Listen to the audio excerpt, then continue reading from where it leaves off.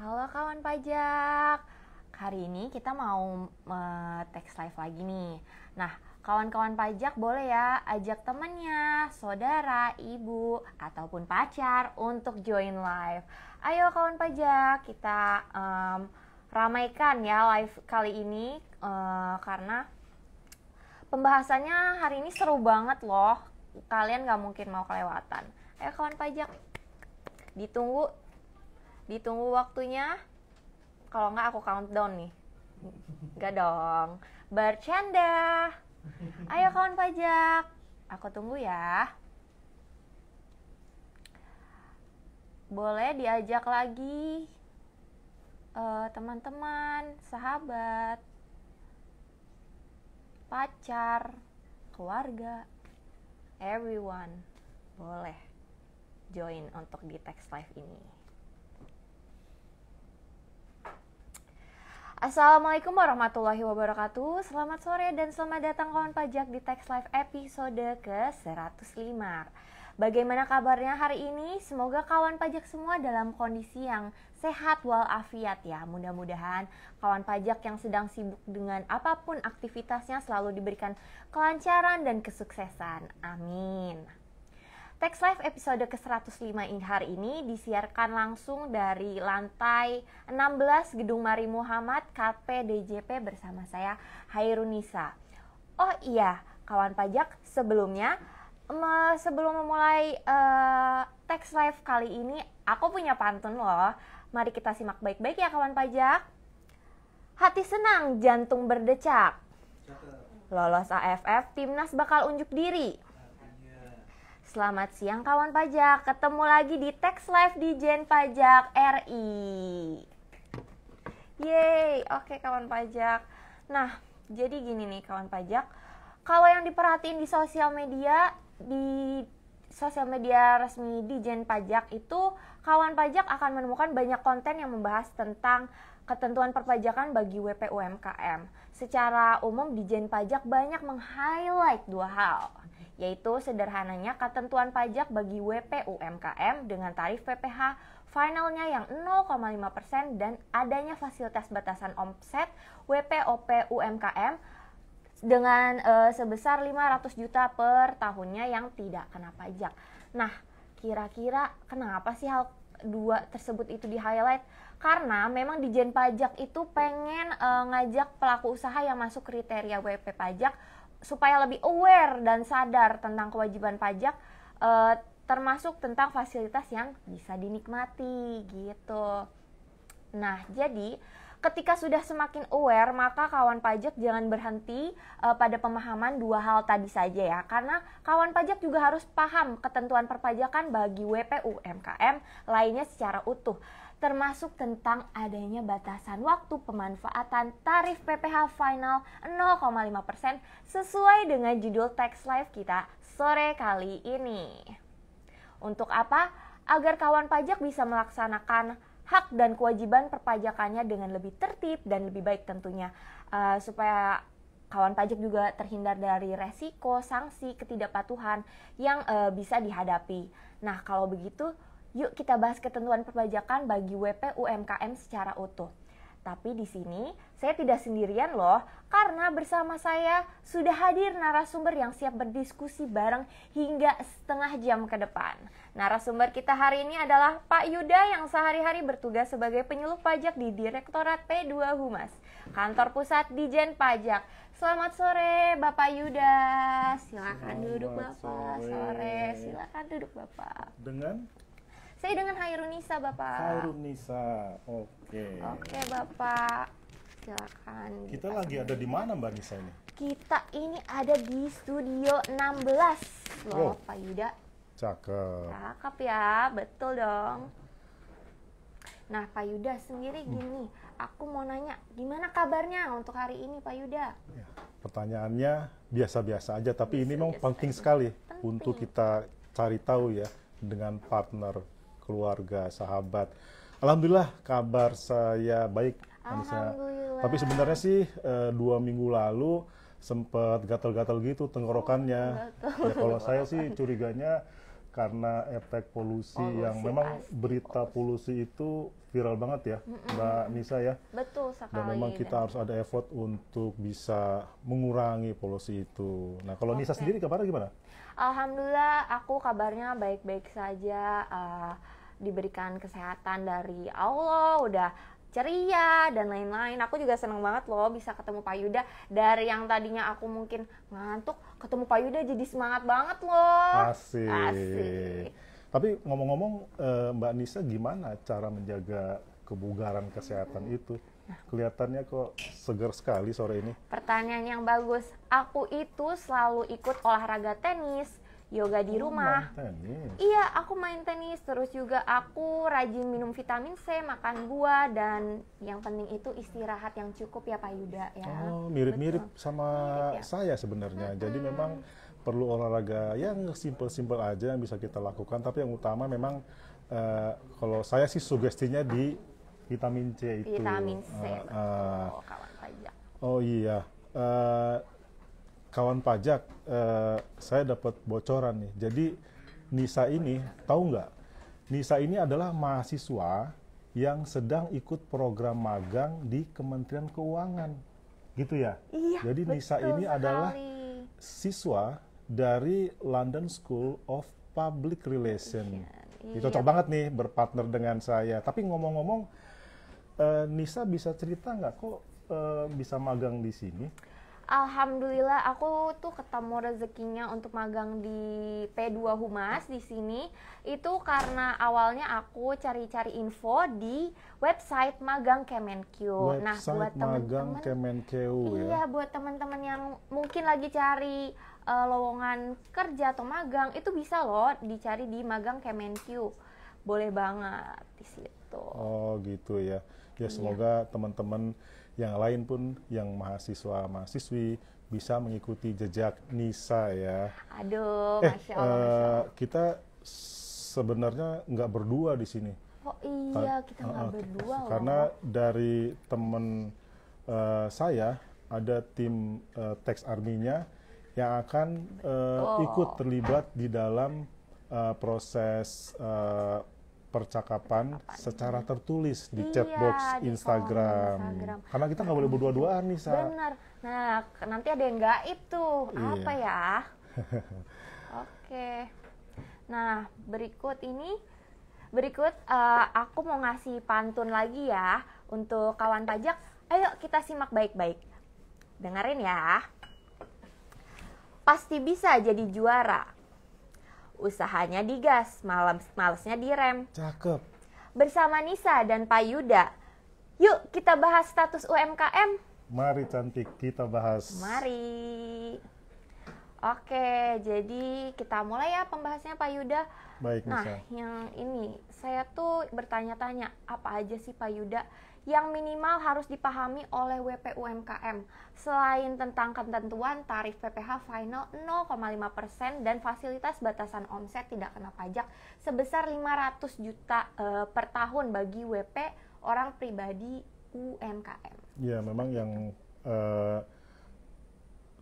cukup viral adalah terkait dengan tarif PPh final 0,5% dan fasilitas tidak bayar pajak hingga omset 500 juta setahun. Nah, Mbak Nisa dan kawan pajak, kalau saya coba sederhanakan, ini sebenarnya ada 5 hal yang perlu dipahami selain 2 hal tadi. Jadi yang pertama nih, Nisa, kawan pajak, pelaku usaha itu perlu tahu definisi UMKM. Iya betul Ya, banget. itu prinsip banget gitu loh. Jadi di dalam regulasi perpajakan sebenarnya nggak pernah disebut kata atau singkatan UMKM ya, tapi ada yang termasuk di sana yaitu wajib pajak. Ini kalau omzetnya itu peredaran usahanya itu tidak melebihi 4,8 miliar setahun atau kurang lebih ya 400 juta sebulan lah gitu. Nah, itulah wajib pajak yang masuk ke kelompok usaha mikro, kecil, menengah. Nah, wajib pajak dalam kriteria ini bukan cuma orang pribadi. Oh begitu ya Bapak. Tapi juga badan usaha. Ada yang bentuknya PT, CV, firma, BUMDes, bersama seperti itu. Nah, untuk bisa memanfaatkan tarif khusus PPh final 0,5% ini harus masuk kelompok UMKM. Jadi pastikan bahwa memang benar peredarannya pelaku usaha ini nggak lebih dari 4,8 miliar setahun. Nah, baik Bapak Yuda, dari yang sudah dijelaskan tadi, apakah ada kriteria lainnya? Ya, jadi bukan sembarang peredaran usaha saja tadi kita tolak ukurnya, karena ada saja yang peredaran usahanya kurang dari 4,8 miliar, tapi kenyataannya nggak dapat hak. Jadi kalau penghasilan pelaku usaha itu diperoleh wajib pajak orang pribadi dari jasa sehubungan dengan pekerjaan bebas. Oh gitu ya, Ya, ternyata. misalnya Nisa jadi atlet profesional tenis, ya, atau menjadi pengacara, dokter, konsultan. Nah itu atas penghasilan tersebut, biarpun 4,7 miliar setahun, tetap nggak berhak memanfaatkan tarif PPh final 0,5% ini. Itu kawan pajak. Lalu yang kedua, kalau penghasilannya ini diterima atau diperoleh di luar negeri, ya, karena pajak terutang di sana udah dibayar di sana juga pajaknya. Nah, yang ketiga, yang penting juga ini penghasilan yang sudah dikenai PPh final ini nggak masuk dalam hitungan fasilitas yang 0,5%. Jadi misalnya Nisa punya usaha konstruksi, Nisa punya usaha kos-kosan, ya, persewaan tanah dan bangunan. Nah itu pajaknya pajak final. Jadi biarpun punya usaha konstruksi omsetnya 3,5 miliar, dia nggak boleh nih pakai tarif 0,5%. Nggak boleh kawan pajak. Nah yang terakhir itu ya ini yang nyata-nyata kalau penghasilannya bukan objek pajak. Iya, nah pengecualian ini Nisa berlaku juga bagi WP yang memilih mekanisme umum dalam menghitung kewajiban PPh-nya. Oh, jadi begitu ya Pak Yuda. Berarti jangan sampai terjadi WP menggunakan tarif PPh sebesar 0,5% itu tadi ya. Padahal sebenarnya itu tidak masuk kriteria berarti ya Pak Yuda. Cocok sekali. Jadi tidak semuanya bisa menggunakan tarif ini gitu. Oke. Nah lanjut nih ke hal berikut yang minimal harus dipahami oleh WP UMKM. Itu ada apa aja sih Pak Yuda? Iya, tadi definisi UMKM ya, pastikan masuk kriteria itu. Nah yang kedua, kalau memang sudah masuk dalam kelompok itu, jangan lupa untuk membayar pajaknya. Karena nyata-nyata kan sudah ada penghasilannya, sudah ada omsetnya, sudah masuk kriteria ini, ya tinggal membayar pajak. Cuma saja ya harus ketahui banyak sebenarnya Mbak Nisa pelaku usaha itu ingin berpartisipasi, gotong royong bayar pajak, tapi nggak tahu cara bayarnya. Ini sekarang saya sampaikan pelan-pelan ya. Jadi sambil dicatat mungkin kawan pajak mungkin. Ya boleh. Jadi ketika mau membuat kode billing wajib pajak, masuk saja ke DJP online pajak.id. Nanti akan tersedia formulnya di sana. Nah, tinggal diinput NPWP-nya. Namanya perlu diinput nggak usah, karena ketika diinput NPWP, tring akan keluar namanya gitu ya. Udah identitas awal, nah lalu dipilih nih, oh ini saya mau membayar pajak PPh final UMKM, maka kode jenis pajaknya adalah kode jenis pajak PPh final. Kode jenis torannya adalah final UMKM bayar sendiri. Ini nggak usah dihafalin, karena di dalam form itu sudah tersedia, tinggal kita pilih saja. Selesai di sana tentukan masa pajak tahun pajak berapa ya. Nah sekarang kan kita ada di bulan September ceria ya, Mbak Nisa. Ceria. Nah masa September ini, bulan September ini adalah bulan untuk teman-teman wajib pajak melaporkan masa Agustusnya, menyetorkan masa Agustusnya. Jadi ketika di form itu mau tulis, saya masa pajak apa ya? Ya yang normalnya adalah masa pajak Agustus tahun 2023. Iya. Tapi kalau ada yang belum dibayar bulan Juli, Juni, Waduh, sekalian nggak apa-apa. Tapi sekalian bikinnya itu. di kode billing yang lain Iya, gitu ya. betul. Udah selesai, oke tinggal di input jumlah setorannya. Nah, misalnya Agustus itu omsetnya 300 juta. 300 juta. Dengan tarif 5 per mil, setengah persen itu berapa ya yang harus diinput? 150.000. Udah kita input, lalu klik bikin kode billing.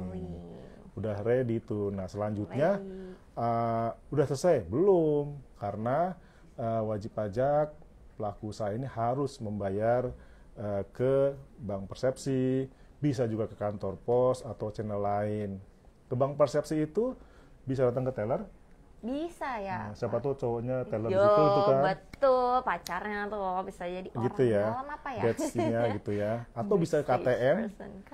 Atau bisa juga di gadget kita. Iya, Ada gampang mobile bankingnya banget itu gitu ya. Jadi dari gadget. bayarnya semudah itu. Yang pasti jangan bayar pajak ke petugas pajak. Betul, itu harus jangan dicatat. bayar pajak Tidak di ke kantor kantor pajak. pajak. Itu. Itu, Nah, yang terakhir kawan pajak. setelah setor pajak, simpan buktinya ya. Bukti bayar yang sudah tertera kode NTPN. Oke. Nah, ternyata tuh sebenarnya mudah ya Pak Yuda.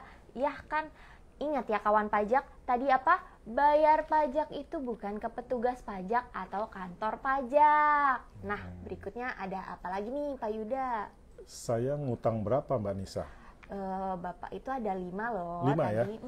1, harus masuk kelompok UMKM. Kedua, bagaimana cara bayar. Yang ketiga, ini yang paling penting tentang time test. Penggunaan PPh final setengah persen.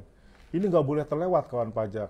Jadi tarif PPh final ini yang besar setengah persen itu nggak boleh dipakai seumur-umur. Ada masanya. Nah, untuk wajib pajak orang pribadi itu hanya 7 tahun. 7 tahun ya Bapak Untuk ya? wajib pajak badan, PT, 3 tahun. 3 tahun. Tapi kalau wajib pajak badan selain PT, kayak tadi koperasi, CV, firma, itu 4 tahun. 4 tahun. 7 tahun, 3 tahun, 4 tahun dari kapan? Dari sejak terdaftarnya di KPP. Nah, kalau sudah lewat dari masa itu, maka kita sih berharap WP UMKM ini telah memiliki perilaku kepatuhan yang lebih baik, sehingga untuk melaksanakan kewajiban perpajakannya lebih mudah dengan tarif pajak yang umum. Iya. Nah, kalau perhitungan pajaknya ini, perhitungan perpajakan dengan ketentuan tarif dan pajak umum tersebut, itu gimana sih Pak Yuda, bisa dijelaskan? Kayaknya kok rumit ya kedengarannya, atau gimana nih menurut Bapak? Gitu ya, kacamatanya Nisa rumit ya. Sebenarnya nggak gitu kawan pajak. Sama seperti yang status PPh final setengah persen UMKM, untuk yang umum juga sama. Nah, jadi kita bagi orang pribadi sama badan ya. Nah, orang pribadi ini kan kawan pajak punya ya catatan peredaran brutonya tiap bulan, peredaran bruto setahun. Nah, tinggal dikalikan saja sama norma penghitungan penghasilan neto, itu sebutnya seperti itu. Jadi ini perkiraan persentase dari penghasilan bersih usaha orang pribadi. Oke, nah, lalu setelah dapat penghasilan bersih, nggak langsung dikalikan sama tarif PPh umum, karena negara tidak mengambil semua sebagai dasar pengenaan pajak. Orang pribadi ada hak pengurangan yang namanya penghasilan tidak kena pajak. Nah, itu jadi dari penghasilan bersih tadi dikurangi penghasilan tidak kena pajak, baru deh dikalikan dengan tarif PPh umum yang sekarang ada 5 bracket ya. Nah, ketika ada penghasilan bersih dikurangi PTKP ya, bisa saja wajib pajak ini nggak perlu bayar PPh ternyata. Kalau misalnya yang paling maksimal itu kan kawin dengan 3 tanggungan ya. Betul. Nah, itu bisa saja dasar pengenaan pajaknya adalah 0, jadi nggak perlu bayar pajak. Nah, sementara untuk wajib pajak badan, nah ini untuk wajib pajak badan ini wajib pembukuannya, tapi pembukuannya juga nggak perlu berpikir rumit ya. Pembukuannya sederhana saja, jadi ada pencatatan penghasilan, biaya, nah itu nanti tinggal dilakukan pengurangan biaya dari omzetnya. Di sana ada penghasilan itu baru dikalikan tarif PPh badan 22%. Kurang lebih seperti itu. Kurang lebih seperti itu. Oh iya, berarti ini setelah aku ingat-ingat lagi ternyata ada loh Pak di pelajaran ekonomi pas SMA. Iya. Oh, masih ingat gitu, ya Mbak Nisa masih ya? ingat, lumayan sih dikit-dikit. Jadi semakin lengkap ya kawan pajak pengetahuannya tentang ketentuan perpajakan bagi WP UMKM. Berikutnya ada apa lagi nih Pak Yuda? Sudah setor? Sudah setor. Habis setor apa ya? Nah, kawan pajak, ada siklus perpajakan, tax cycle ya. Kalau kita menyebutnya DHBL, daftar hitung bayar lapor. Daftar sudah, hitung sudah, bayar sudah. Nah, tinggal lapornya. Nah, jadi kami di sini mengingatkan bahwasanya kepatuhan lapor SPT tahunan itu melekat kepada semua pemilik NPWP. Jadi para pelaku usaha UMKM pun wajib menyampaikan SPT tahunan PPh-nya. Ya, jadi nggak boleh lupa, karena kalau lupa ada sanksinya. Nah, untuk orang pribadi sanksinya 100.000. Wah, lumayan itu lumayan ya Bapak. Kan, bisa beli es krim. Bisa beli es krim. Nah, gitu. untuk WP badan bahkan 1 juta. Wah, itu lebih besar lagi tanggungannya ya. Nah, iya nih, karena memang seringnya sudah membayar PPh, maka merasa kewajiban pajaknya sudah selesai. Padahal belum selesai di situ ya Pak Yuda, karena kita mesti lapor dulu nih ya, menyelesaikan kewajiban pajak kita tadi. Lalu berikutnya, apalagi nih Pak yang penting untuk diketahui oleh WP UMKM? Masih ada lagi ya? Iya, masih ada lagi. Iya. Terakhir, terkait Bapak. dengan yang omzetnya tadi di bawah 500 juta setahun, yang bebas PPh gitu ya? Iya, itu. Nah, bukannya itu sudah jelas ya Pak Yuda, WP UMKM yang omsetnya di bawah 500 juta per tahun itu sudah pasti bebas PPh ya Pak? Iya, memang ini penting sekali. Disinggung-singgung di awal oleh Mbak Nisa bahwa ada fasilitas ini, tapi memang kami perlu menggarisbawahi bahwa hanya WP UMKM orang pribadi saja yang bisa memanfaatkan fasilitas tidak bayar PPh ketika omsetnya di bawah 500 juta. Ya katakan saya punya CV nih Mbak Nisa ya, punya CV di bawah omzetnya, katakan baru berdiri bulan Juli, ya omzetnya pelan-pelan 100 juta, pelan-pelan 200 juta, belum sampai 500. Mungkin saya pikir saya tidak perlu bayar pajak karena ada fasilitas ini. Karena saya WP badan, sebenarnya saya nggak boleh gitu, saya harus bayar pajak. Nah, jadi fasilitas tidak bayar PPh ketika omsetnya di bawah 500 juta hanya untuk WP orang pribadi. Tapi pun ketika saya punya baru mendirikan usaha, omsetnya baru sampai 300, ya bayar pajak juga nggak masalah. Tarifnya cuma 0,5%. Benar, kecil kok itu ya. Oke. Gitu Mbak Nisa. Baik Pak Yuda, terima kasih ya. Sudah semakin utuh ya pengetahuan kita kawan pajak tentang ketentuan perpajakan bagi WP UMKM. Ini boleh saya minum? Oh boleh banget Bapak, silakan. Siapa tahu Bapak capek ya berbicara pastinya. Nah kawan pajak, sekarang mari kita masuk ke sesi tanya jawab ya. Kami akan mencoba jawab pertanyaan-pertanyaan yang kawan pajak sampaikan langsung di kolom komentar. Apakah Bapak excited untuk menjawab pertanyaan ini? Saya sangat menunggu, mungkin banyak sekali ya. Banyak pastinya ya. Oke kawan pajak, kami lihat dulu ya pertanyaannya. Yang pertama itu dari Tiut13_. Cara perhitungan pajak per orang itu gimana sih Pak? Cara perhitungan pajak per orang, mungkin pajak usaha perorangan kali ya. Makasih, Makasih. akun Tiut Tiut 13 ya. Tiut 13 telah ikut meramaikan acara ini.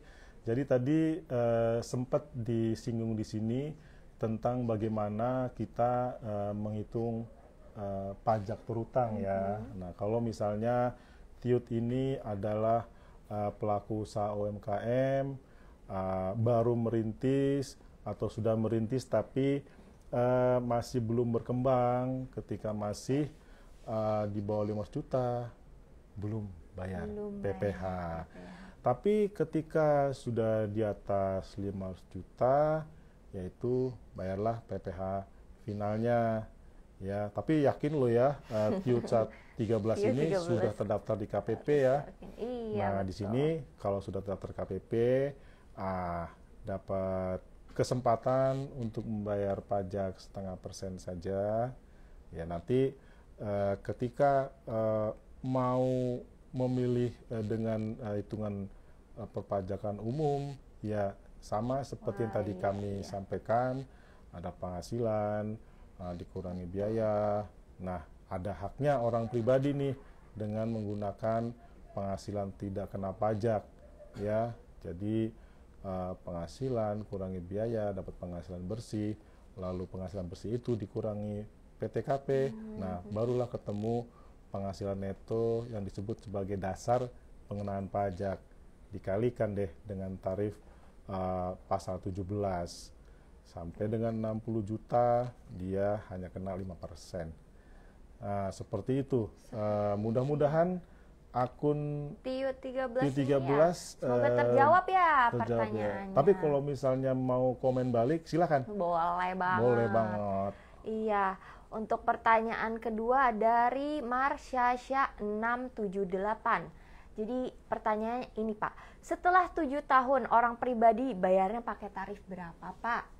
Berarti dia mengikuti sekali ya, cuman mungkin perlu penegasan nih, Marsyasya 678. Jadi semenjak berlakunya Undang-Undang HPP, nah, klaster PPH 1 Januari 2022, nah itu ada tarif pasal 17 yang banyaknya 5 bracket. Jadi gunakan itu ketika nanti sudah tidak lagi berhak menggunakan tarif PPH final 0,5%. Gitu, Mbak Nisa. Begitu. Oke. Untuk pertanyaan mungkin kami ambil pertanyaan terakhir ya. Yang terakhir ini dari Hans X underscore 18. Agak sulit ya nama Instagramnya. Izin tanya Kak, jika karyawan swasta namun mempunyai usaha sampingan jualan kue, apakah atas usahanya tersebut pajaknya 0,5% atau bagaimana? Nanti masuk SPT-nya bagaimana? Terima kasih. Ya, terima kasih. Terima kasih Mas ya. Han X18. Nah, tadi terkait dengan poin pertama ya, pastikan dulu nih kita pelaku usaha ini masuk kelompok UMKM enggak? Siapa mereka? Mereka adalah pelaku usaha yang omsetnya tidak sampai 4,8 miliar, maksimal 4,8 miliar atau 400 juta sebulannya gitu. Jadi kalau sudah masuk kelompok sana dan wajib pajak penghasilannya bukan dari jasa, ya manfaatkan tarif 0,5%. Lalu ketika di SPT, nah di SPT tahunan sebagai pelaku usaha gunakan SPT orang pribadi ya, 1770. Jangan 1770S kalau dia hanya sebagai karyawan. Oke, silakan gunakan 1770S. Tapi karena pelaku usaha, karena Hans katakan adalah pelaku usaha, maka gunakan SP tahunannya formulir 1770. Nah, di sana ada poin-poin yang bisa disampaikan terkait, dan kita ngisinya dari belakang ya. Kita ngisinya dari belakang terkait penghasilan final, penghasilan yang dipotong oleh pemberi kerja, penghasilan lain-lain. semuanya ada di sana. Jadi kira-kira seperti itu, Pak Hans. Hans. Akun Hans ya. Akun Hans ya. Semoga cukup jelas ya dari penjelasannya Pak Yuda tadi. Nah, jadi begini, baik kawan pajak, mudah-mudahan kawan pajak puas ya dengan penjelasan yang telah diberikan. Tapi jangan berkecil hati, kalau belum dijawab, masih ada Tax Army kok yang menjawab di kolom komentar. Iya. Karena kami tidak berdua saja sebenarnya, masih ada Tax Army beribu-ribu orang di sini. Yang gaib ya? Yang gaib tuh gimana ya? Oke, baik Bapak, mengingat waktu yang terbatas, apakah ada closing statement mungkin? Iya, jadi closing statementnya adalah summary dari apa yang sudah disampaikan tadi. Pastikan ketika wajib pajak melakukan usaha, omzetnya sesuai dengan kriteria, maka silakan manfaatkan fasilitas PPh final 0,5%. Jadi harus masuk ke definisi WP UMKM dulu. Nah, kalau sudah masuk ke sana, jangan lupa yuk gotong royong bayar pajak PPh finalnya. Tinggal masuk ke DJP online, bikin kode billing. Nah, yang utama adalah batas waktu pemanfaatan PPh final 0,5%, karena time testnya ada 3 tahun, 4 tahun, 7 tahun ya, tergantung status wajib pajak. Iya. Nah, lalu ketika sudah selesai menyetor, maka jangan lupa kewajiban lapor SP tahunan yang selalu melekat kepada pemilik NPWP. Nah, yang penting adalah ketika tadi ada fasilitas PPh final 0,5%, ada juga fasilitas tidak bayar PPh bahkan. Ini untuk WP orang pribadi saja. Iya, begitu kawan pajak. Seperti itu, Nisa. Iya, baik. Baik, terima kasih Pak Yuda. Lengkap sudah materi yang ingin kita sampaikan di Tax Live sore kali ini. Terima kasih banyak juga kepada kawan pajak atas atensi yang telah diberikan. Mohon maaf apabila ada salah dan kekurangan. Jangan lupa ikuti Tax Live episode berikutnya. Selain itu, Tax Live hari ini dan sebelumnya bisa kawan pajak saksikan kembali di IG Reels @Dijen-Pajak RI. Jadi harapan kami melalui acara Tax Live ini semoga kita bisa sama-sama belajar ya Pak ya, dan menumbuhkan semangat untuk bisa menjadi wajib pajak yang patuh, karena pajak kuat, Indonesia maju. Saya Nisa. Saya Yuda Wijaya. Kami pamit undur diri. Wassalamualaikum warahmatullahi wabarakatuh.